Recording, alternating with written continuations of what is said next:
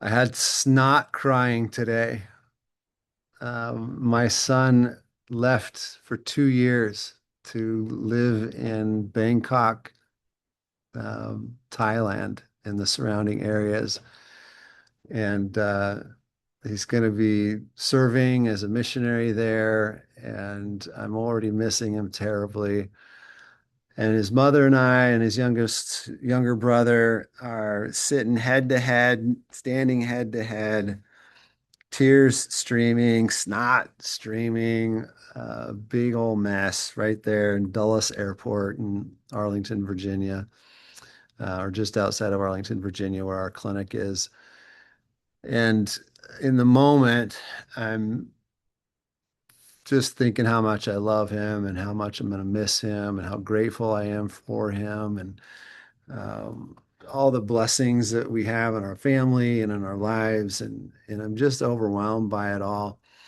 Um, and I'm aware that I'm feeling a whole host of different emotions. In some cases, it felt overwhelming that I just couldn't even control it sometimes. And I was afraid that my kids would think that I was too sad, that they had to take care of me, or that I was sad that he was leaving, which was not the case. I'm thrilled and ecstatic that he's making this choice.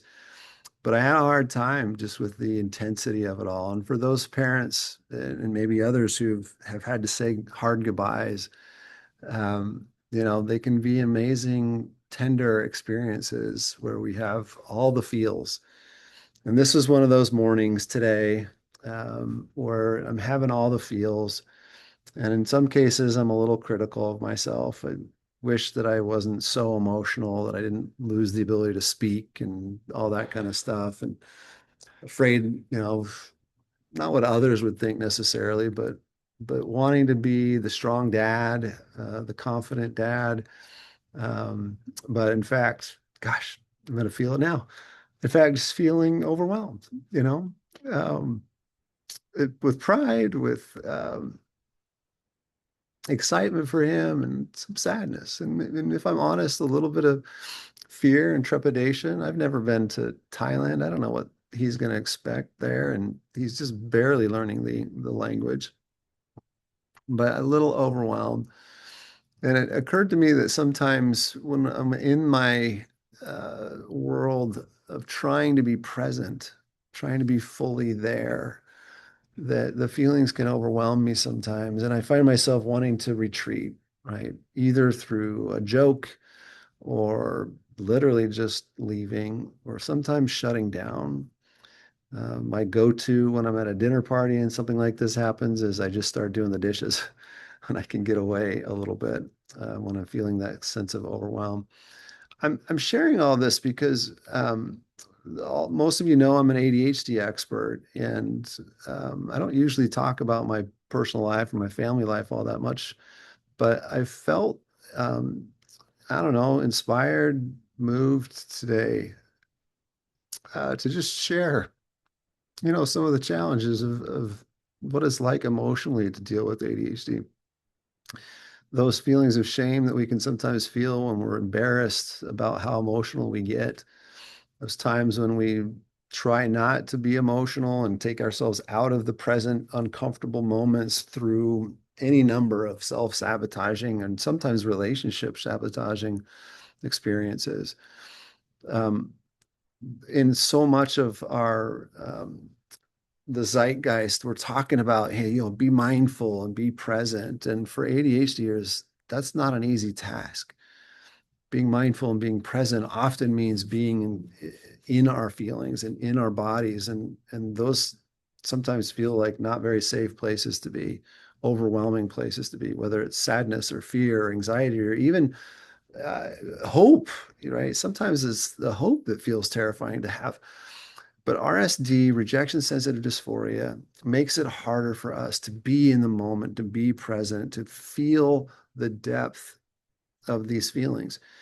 And the saddest part of that to me, because I've felt it myself and I've experienced it myself, is that sometimes when I pull away from those moments of intense emotion, I'm limiting the experience of feeling loved or loving somebody else in a deep and powerful, meaningful way. And so, as I'm obviously wrestling with, with some big, deep feelings, I thought I would just share a moment with you all that it's okay. It's okay to have these big feelings. And the more comfortable we get with feeling them and being with them, the more intimate we can be with other people. That's hard to do when everything inside of us is telling us to run away, to shut down, to distract, to go do something else that feels a little less intense. Rejection sensitive dysphoria is a significant aspect of ADHD that very rarely gets talked about.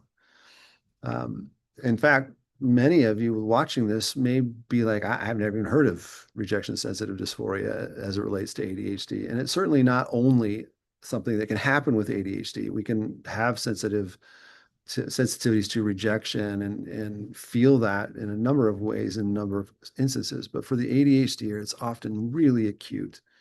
And it really makes it hard for us to establish and maintain these kinds of intimate relationships. I don't want others out there in my community, in my ADHD world, to miss out on these sweet, tender moments of connection and of intimacy and love, even when it's hard, because of the rejection sensitivities that they share, or just the sensitivities in general. Let's support each other in our RSD moments, and let's support each other in the idea that we might have ADHD. Let's get evaluated. Axon ADHD is the world's best asset for getting objective, clear diagnostic evidence.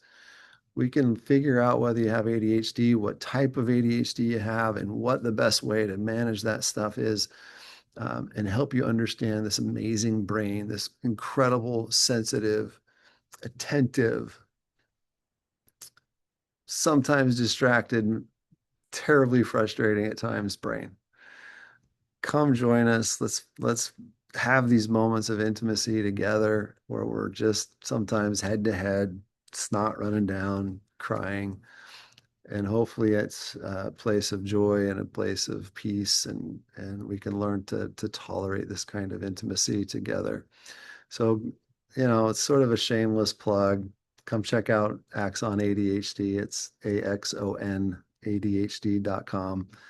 You can hang out with me. We'll talk. We'll figure out whether you have ADHD or not and cry about how our children leave us. All right, guys. Have a great rest of your day.